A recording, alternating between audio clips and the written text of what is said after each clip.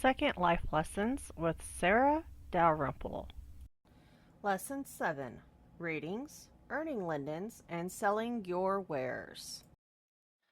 Good morning, everyone. This is Sarah Dalrymple. We are back with another Second Life lesson. This time we're going to be covering ratings of lands and items in stores. We're going to be talking about the different ways of earning lindens inside of Second Life. And we are also going to be talking about how you set yourself up to sell items that you create in Second Life. So first we're going to be talking about those ratings. There's 3 ratings in Second Life. The first is G. This is going to be the equivalency of your PG-13 stuff or even just straight PG stuff. There's not going to be any nudity. You're not going to see people involving in personal acts. Cussing is going to be at a minimum, so you might hear like the word damn at the worst. Okay. Moderate ratings is going to be closer to your PG to R rated equivalency with movies. You can see people at some places running around in the nude, but in public areas, as in not their own private houses, you are not going to be seeing them involving each other in various acts. The cussing will be much stronger. You can say everything from damn all the way up to the F-bomb. Most people won't bat an eye. You might get in trouble depending upon the sim if you use slurs, which honestly, if you're using a slur, you're not a person I want to be around anyways, and that's how most of Second Life is going to feel. A, or adult rated sims. As long as everybody involved is consensual, it's pretty much anything goes. So I do highly urge caution before entering adult sims. First off, if you're new to Second Life, odds are good you're not going to be able to enter an adult sim because you have to be a member of Second Life for 90 days. You have to have a payment form on file, be it a debit card, credit card, bank account, PayPal. You also have to confirm your ID. That helps to confirm that you are of age to be in those sims. So, bide your time. I recommend people start out with the general rated sims for the first couple months. And that gives you more time to get used to how Second Life works before you move on to the moderate or adult sims. So I'm going to show you what it looks like when you're searching for different kind of sims.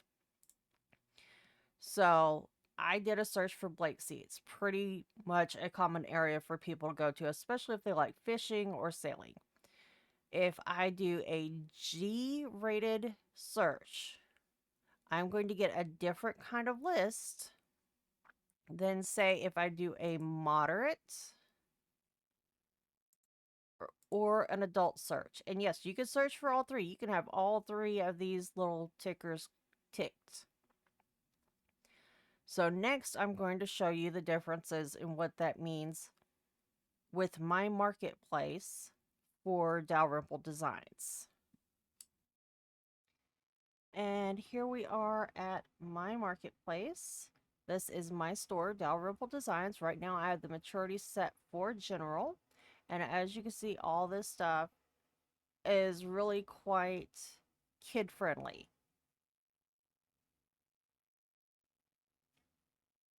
Got shoes, different types of furniture, some of the textures that I sell. Very kid friendly. So next, I'll move it up to general and moderate. I'm going to go ahead and change the land impact just so that we have a change of things. And you will see the items will change. So you will still get some stuff that is very kid friendly and some things that are going to be a little bit more I wouldn't say racy, just more like for teenage levels. So you're going to have stuff that's got cuss words. You're going to have uh clothing that is a little bit more on the racy side, but you're not going to have anything that is going to have any sort of nudity involved. If you move to adult, you are going to also have all the stuff that you could see for general rating, all the stuff that you could see for moderate rating. But then you will also be able to see things that are specifically for adults. Like if I go in here to home and garden and I go to furniture, I go to bedroom furniture, you're going to find that I not only have,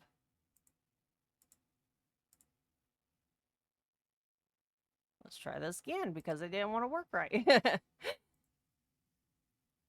I'm going to have a PG rated bed in here, which is for anybody to use. And it's just a single person sitting and sleeping in his bed. There's no raciness to it. You move up to my cuddles bed. It is still PG rated, but it does have interactions for two users where they can like snuggle in bed together. They can kiss, they can hug. You move on to the adult bed, and it is very much going to have R and X rated positionings po- positions in it for people to use. And so if I move this to moderate, that adult bed is no longer going to be seeable.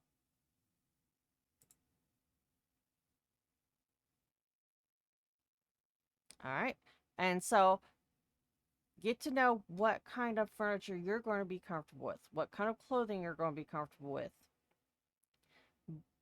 and make sure you use this maturity rating to help you find what you're looking for.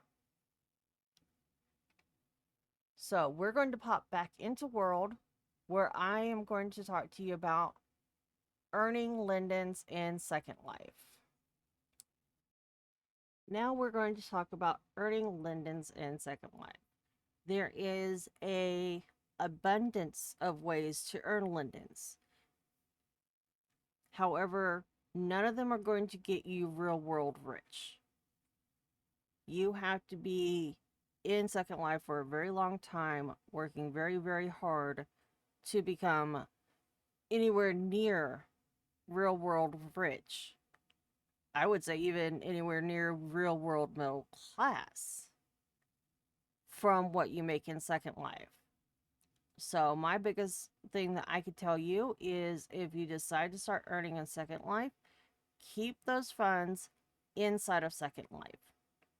Use them to buy what you want in Second Life. Now, as far as ways to earn money, a lot of places that have clubs are always hiring for hostesses. You do not have to be on voice chat 99% of the time. You are going to be required to greet people as they come into the sim or into the club, send out announcements in local chat and through group messages about upcoming events, which host you have, keep people entertained and engaged. If you have the skill to stream music into Second Life and you're comfortable with people hearing your voice, you can always become a DJ. Um, that's also something very big at most clubs. Most of those jobs, though, only pay you in tips, which means you only earn for that hour or 2 hours or however long they have you working based on the generosity of the people who are visiting. The same goes for DJs. And some places you get 100% of your tips, some places the club themselves will take a percentage. Most common I see is about 20% of your tips will go back into the club. Another way to earn is by keeping your account in here long enough that you are able to go to the adult sims. There are specific clubs for gentlemen and women where they can sit and watch somebody undress their avatar. Again, this is a job that pays in tips. And so you are going to be dependent upon the generosity of the people who visit those clubs. There is also areas set up. Again, these are going to be somewhat tip based, but you also are going to be charging other avatars by the time limit, be it 15 minutes, 30 minutes, an hour. And they will pay you to do interactions with them, is the best I could put it without YouTube dinging me.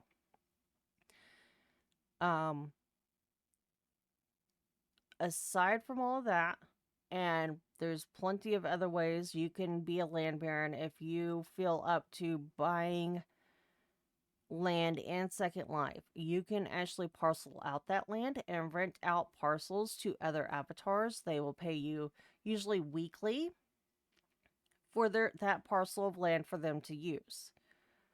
That one, you can do that at any rated land. You can have general rated land. You can have moderate rated land. You can have adult rated land, and then parcel it out and rent the parcels, or set up boxes in the sky where people rent the boxes in the sky. These are all very valid ways of making money in Second Life. A lot of people, however, especially if they already are creative people, like to sell in Second Life, like I've done with my store. How do you set up for Second Life? Well, if you go back to my previous video, first thing you have to do is have a payment option on file. You can go to my previous video and look up how to set up a payment option on file. Then you will have to actually buy lindens. Buy the smallest amount possible, hit that $2.50 mark, send those lindens to your Second Life account. And then you are able to set up your own store on the marketplace. That's one way of selling items in Second Life.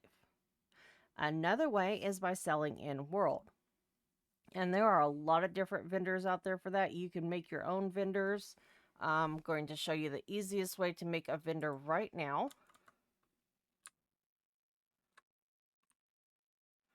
And that is by, first off, renting or buying land that you have the ability to build on.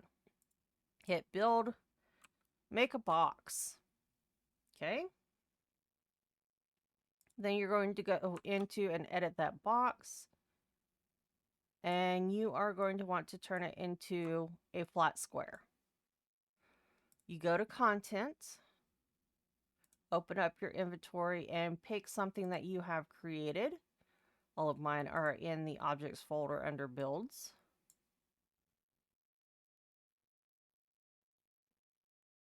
Right here. We'll toss in my metal Christmas tree in here. Now, people are going to want to know what they're buying. So on texture, you're going to find the picture of your item. And to make a picture in Second Life, you literally use snapshot. I'll get it into that in just a moment. So I'm going to find my metal tree. And I've got my texture on here. Zoom in, you can see that picture. Okay, then you set that for sale by clicking the for sale button. It will change it to buy auction. You give them a copy of this box and you set your price for however much you want. And then when someone else comes along, they put their cursor on that, it will show them this object costs 200 linden. And you can name this object if you want to. That's entirely optional. So, you've made an item and you want to sell it. Well, in order to sell it, you're going to need pictures. What I normally do is I will set up my screen, get my snapshot, and you want to save to disk. And the reason for that is you're going to take that picture, you're going to take it to your photo editing program. You want to make sure that you put the name of your store on it, a description of what the item is. If it is a physical item, you need to put on there how many prims or LI, which is land impact, which you can find out right here. So it's one object with a land impact of 3. 3 means that's how many prim pieces it used to make this item be in Second Life. And you're going to put all that information on your ad with the picture of your item. And then you have to upload that picture into Second Life so that you can put it on your ad. And that's the most basic kind of vendor right there. You do not get redeliveries with that type of vendor. So a lot of people prefer using pre-made set of blenders. There are several different brands out there. The two I am most familiar with is Casper Vend, which has a free version and a paid version. The free version, they take a commission off of every sale. The paid version does cost a lot of lindens, but it's a very large kit. However, I personally prefer the Elemency system. Why? It has a way where you can give store credit to visitors. It already has a blogger network built into it. It has a subscriber network built into it. So if people are looking to blog for you, they don't have to sign up for, you don't have to have multiple systems to handle all of these things. And it has a Dropbox. So you can put items into that Dropbox, go to their website, set up the ad and everything with the objects and everything, and choose which vendor it wants to be in, and you're done. You want to send out notifications to everybody who has subscribed to your store's subscriber. You type up a note card, you drop it in the Dropbox, you go to the website, you send out the note card. People want to sign up for blogging, they just click on a sign inside your store. They're signed up to blog your items for you.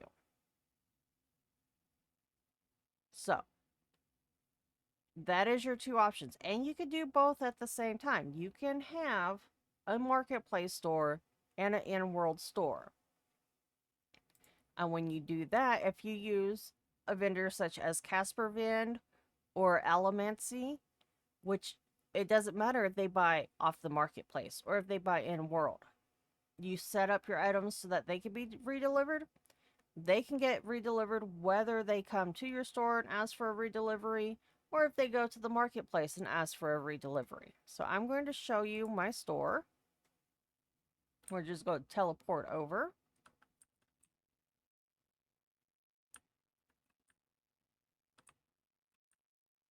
And with the Elemency system, you have a gift card and customer terminal. You have a kiosk where people can subscribe or unsubscribe to your store. A redelivery terminal. Another redelivery terminal. And the blogger access point. Top of all that, you get various kinds of vendors.